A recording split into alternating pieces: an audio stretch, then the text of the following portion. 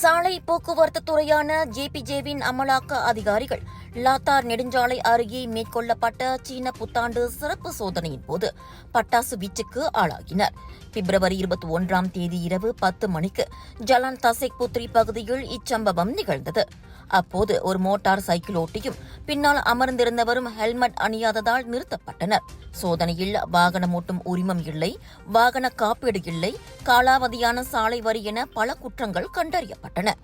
இருவருக்கும் அதிகாரிகள் அபராதம் விதிக்கும்போது 20 முதல் 30 பேர் கொண்ட மோட்டார் சைக்கிள் கும்பல் ஒன்று அருகிலுள்ள மலைப்பகுதியில் இருந்து பட்டாசுகளை வீசி பரபரப்பை ஏற்படுத்தினர்.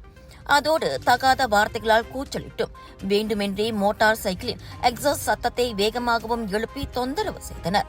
பாதுகாப்பு கருதி ஜேபிஜே அதிகாரிகள் சோதனையை முடித்துக் கொண்டு அந்த இடத்தை விட்டு நகர்ந்தனர். இச்சம்பவத்தை மிகவும் தீவிரமாக எடுத்துக் கொள்வதாகவும் உரிய நடவடிக்கை எடுக்கப்படும் என்றும் ஸ்லாங்கூர் ஜேபிஜே தலைவர் எச்சரித்துள்ளார். அரசாங்க பல்கலைக்கழக அங்கீகாரத்துடன் வேலை செய்து கொண்டே படிக்க ஒரு அரிய வாய்ப்பு.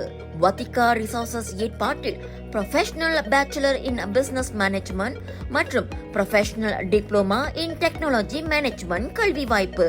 திறனை மேம்படுத்தி வாழ்க்கையில் முன்னேற உடனே தொடர்பு கொள்ளுங்கள்.